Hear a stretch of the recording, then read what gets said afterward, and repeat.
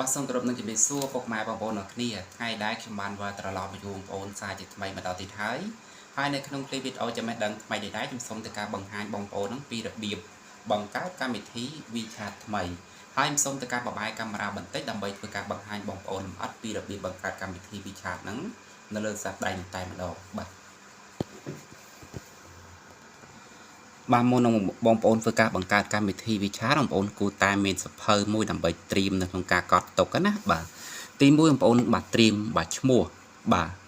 ពីព្រោះតែកម្មវិធី WeChat ហ្នឹងតម្រូវបងប្អូនធ្វើការបង្កើតឈ្មោះមួយបាទអញ្ចឹងបងប្អូនត្រៀមឲ្យទៅ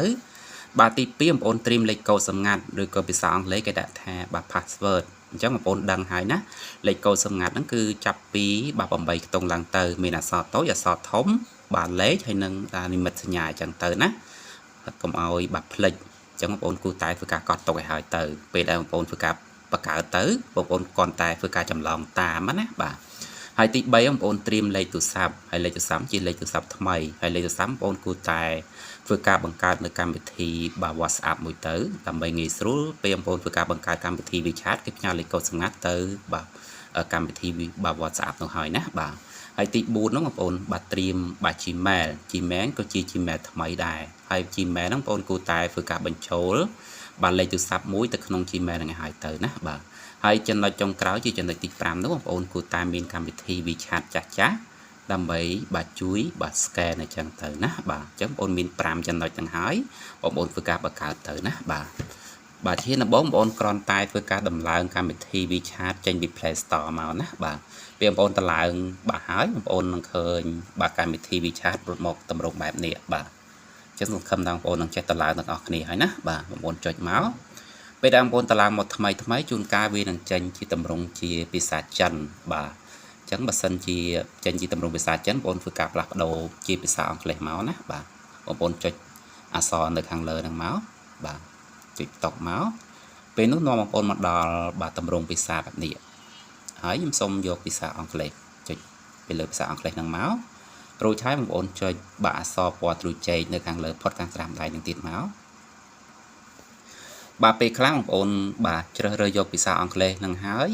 វាអត់តន់បាទឡើងពេញ 100% នៅលើកម្មវិធី WeChat ទេតបងប្អូនឃ្លាចោលសិនរួចហើយចាំចូលមកសារថ្មីទើបមានបាទភាសាអង់គ្លេសបាទពេញ 100% ណាបាទមកដល់តម្រងនេះបងប្អូនបាទមើលខាងក្រោមនេះបាទមានអក្សរពណ៌ត្រួយចេកហើយនិងអក្សរពណ៌ស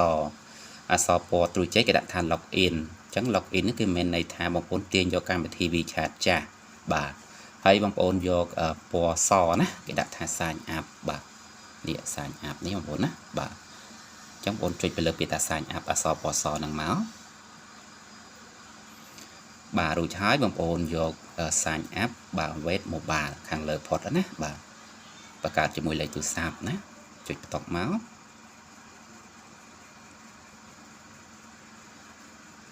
បាទបងប្អូនធ្វើការរងចាំតិចសិនទៅបាទមកដល់តំណងនេះបាទបងប្អូននឹងឃើញកន្លែងខាងលើនេះកន្លែងបងប្អូនធ្វើការបញ្ចូលរូបភាពហើយនៅខាងក្រោមនេះគេដាក់ថា name ជាកន្លែងបង្កើតឈ្មោះហើយនៅក្រោមនេះជ្រើសរើសប្រទេសអញ្ចឹងណាឥឡូវសូមធ្វើការដាក់រូបភាពមួយសិនទៅបាទរូបភាពបងប្អូនចង់ធ្វើការដាក់ក្រោយក៏បានឬក៏បងប្អូនដាក់ឲ្យហើយក៏បានដែរគឺអត់អីទេខ្ញុំសូមរៀបរូបមួយនេះរួចហើយចុចដានមកចុចម្ដងទៀតការកាត់តម្រឹមបន្តិចមករួចហើយចុចអូខេបាទមកដល់តម្រងនេះបងប្អូនចុចកន្លែង name ហ្នឹងមកបាទដាក់ឈ្មោះណាដាក់ឈ្មោះខ្ញុំដាក់ T ហើយដក clear មកម៉ែនអញ្ចឹងមកណាបាទសម្រាប់បងប្អូនឈ្មោះអីក៏ដាក់ទៅបងប្អូនណាបាទដាក់ពី clear ទៅបាទដូចជា T man ឬក៏ man T អញ្ចឹងណាបាទហើយមកដល់ខាងក្រោមនេះបងប្អូនជ្រើសរើសកន្លែងពាក្យថា country region ទៅជ្រើសរើសបាទប្រទេសដែលបងប្អូនរស់នៅណាបាទចុចតុកមកបងប្អូនធ្វើការ scroll មកសម្រាប់ខ្ញុំនៅប្រទេសខ្មែរខ្ញុំសូមរកពាក្យថា Cambodia នេះ Cambodia មានលេខបាទ855ចុចតុកទៀតមកពេលដែលបងប្អូនជ្រើសរើសកន្លែង country region ឃើញលេខឃើញពាក្យថា Cambodia លេខ855ហើយក៏អូខេហើយ មកដល់ត្រឹមនេះបងប្អូនធ្វើការបញ្ចូលលេខទូរស័ព្ទទៅហើយនៅខាងក្រោមនេះបងប្អូនធ្វើការបាទបញ្ចូលលេខកូដសម្ងាត់ហើយលេខកូដសម្ងាត់នេះគឺចាប់ពី8ខ្ទង់ឡើងឥឡូវសូមធ្វើការបញ្ចូលលេខកូដសម្ងាត់មុនណាបាទកន្លែង password នេះបាទអញ្ចឹងសូមធ្វើការបង្កើតលេខកូដសម្ងាត់ទៅកន្លែងនេះកន្លែងបង្កើតលេខកូដសម្ងាត់ទៅណាបាទសូមដាក់បងប្អូនបន្តិចអត់បង្ហាញទេបងប្អូនហើយបងប្អូនវាយមួយណាពីព្រោះតែកន្លែងលេខកូដសម្ងាត់លើកម្មវិធីបាទ WeChat នេះគឺអត់មានកន្លែងបើកបង្ហាញមើលទេបាទអញ្ចឹងបងប្អូនត្រូវតែប្រយ័ត្នបន្តិចណាបាទនេះបងប្អូនខ្ញុំបង្កើតបាទពាក្យសម្ងាត់ឬក៏ password រួចរាល់ហើយដល់តម្រងនេះបងប្អូនចុចកន្លែង phone នេះដើម្បីធ្វើការបញ្ចូលលេខទូរស័ព្ទហើយដាក់ទាំងលេខ0ដែរណាបាទឧទាហរណ៍ថា092បងប្អូនដាក់092មក012ដាក់012មក088បងប្អូនធ្វើការបញ្ចូលលេខ088មកណាបាទអញ្ចឹងសូមធ្វើការបញ្ចូលលេខទូរស័ព្ទបន្តិចបាទ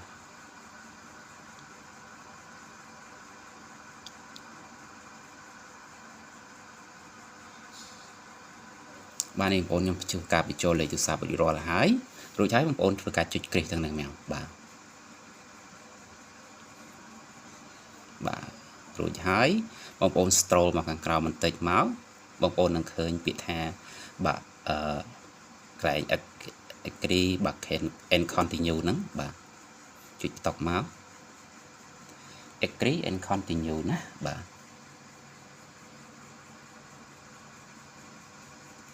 មកដល់ត្រឹមនេះបងប្អូនធ្វើការ scroll ខាងក្រោមឲ្យផុតមករួចហើយបងប្អូនចុចគ្រីសក្នុងវងនេះបាទគ្រីសក្នុងវងហ្នឹងណាចុចតមករួចហើយបងប្អូនចុច next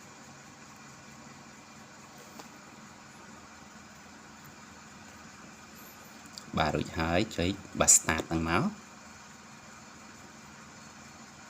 តែចាំមើលបងប្អូនតើគេឲ្យយើងធ្វើការជួយ scan អត់ពីព្រោះតែប្រហែលខែមុនខ្ញុំបង្កើតអត់ឲ្យជួយ scan ទេប៉ុន្តែពេលដែលបង្កើតហើយបាទទើបឲ្យជួយ scan តាមក្រោយណាបាទ pen អញ្ចឹងខ្ញុំសូមយក pen នេះបាទគេដាក់ថា pen អញ្ចឹងមានន័យថា big បាទហើយចុច OK មកលើអត់ខុសទៀតបងប្អូនណាយករួចជាប់គ្នាអញ្ចឹងមកបាទមកដល់ត្រឹមនោះនេះគេឲ្យយើងធ្វើការបញ្ចូលនៅ Gmail ណាបាទអញ្ចឹងខ្ញុំប្រាប់បងប្អូនឲ្យ Gmail ថ្មីបាទអញ្ចឹងសូមបញ្ចូល Gmail មួយយក Gmail មួយនេះបាទចេញមកសិនយក Gmail មួយនេះ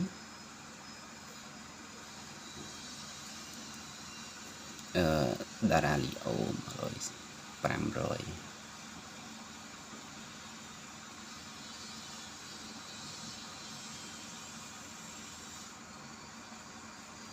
នេះបងប្អូនខ្ញុំបញ្ចូល Gmail រួចរាល់ហើយចុច OK មកបាទមកដល់តំណងនេះបងប្អូនកុំតន់ចុចទៅមុខណាបងប្អូនចេញមកប្រអប់ Gmail វិញបាទបងប្អូនចេញមករួចហើយបងប្អូនចូលក្នុងបាត Gmail មករួច back ថយក្រោយមួយពឹបបាទបងប្អូន request មកម្ដងមកនេះបងប្អូនតើតែចេញបាទគេដាក់ថា WeChat នេះរួចចុចបន្តមកបងប្អូនបាទរួចហើយបងប្អូន scroll មកក្រោមបន្តិចបងប្អូនចុចអក្សរដែលមានដិតបាទពណ៌ខៀវហ្នឹងមក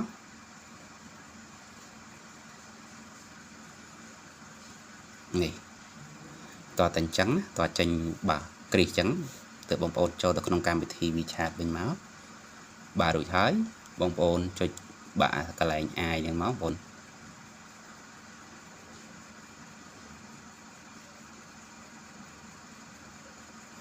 បាទនេះបងប្អូនគឺបានតែម្ដងរួចហើយគេនឹងផ្ញើលេខកូដចាំមើលកាលគេផ្ញើលេខកូដហ្នឹងទៅណានេះគេផ្ញើចូលមកក្នុង SIM នេះលេខកូដបងប្អូនបាទ82បាទនេះគេផ្ញើមកនេះបាទ82 81បាទ87 82 81 87បងប្អូនណា82 81 87 82 81 87អញ្ចឹងបងប្អូនមើលកុំឲ្យផុតនីតិណាបាទរួចហើយបងប្អូនចុចគ្រីសមក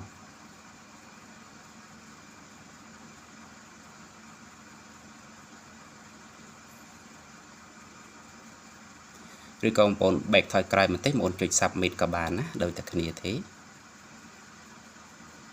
submit មក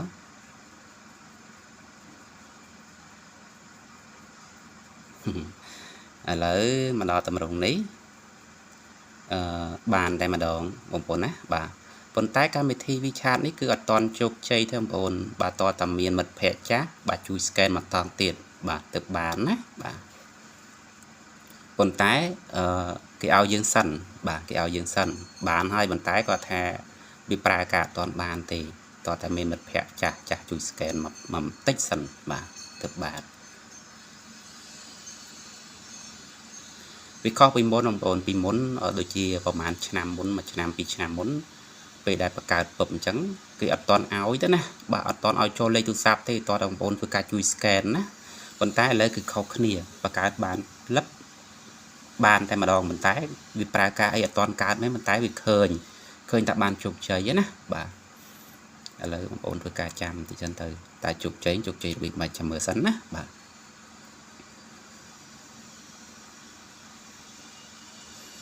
នេះគេផ្ញើ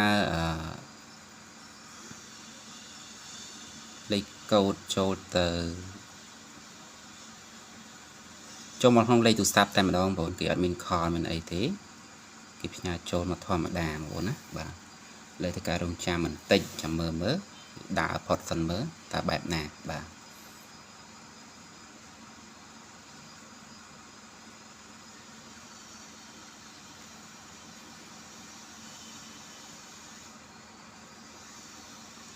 ដល់មើល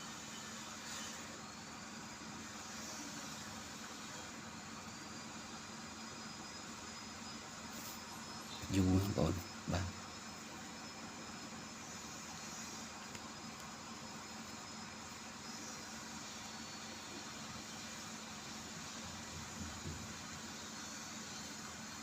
បាត់ហើយបងប្អូន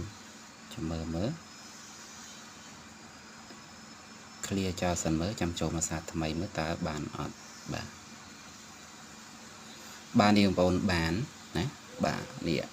ចុចកន្លែងមីហ្នឹងមកដើម្បីទៅមើល profile ណា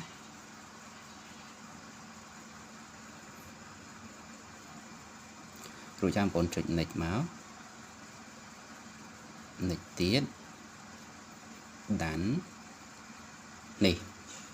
រួចចាំបងប្អូនធ្វើការបើកទាំងអស់ទៅបាច់ຕົកទេបាទរួចហើយចុច next មករួចហើយចុច agree and នេះបងប្អូន profile ខ្ញុំដាក់មាញ់ IT ម៉ែនេះបងប្អូនបាទហើយបងប្អូនបាទឲ្យមិត្តភ័ក្តិចាស់ជួយ scan ទៅបងប្អូនចុចកន្លែងវងហ្នឹងមកនេះយក QR ហ្នឹងទៅនេះកន្លែង scan បាទហើយបងប្អូនយកផ្ទាំង QR code នេះបងប្អូនមានមិត្តភ័ក្តិចាស់ឲ្យគាត់ជួយ scan អបឹកទៅឥឡូវខ្ញុំយកកម្មវិធី WeChat ចាស់មួយនេះបាទជួយ scan បំ scan អត់ស្គាល់គ្នាទេបងប្អូន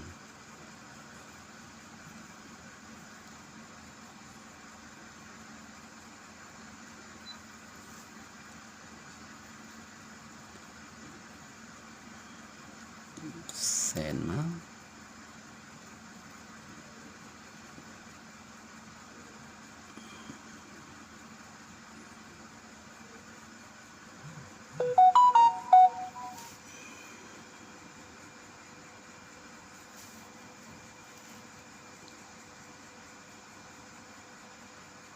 ហើយបងប្អូននេះ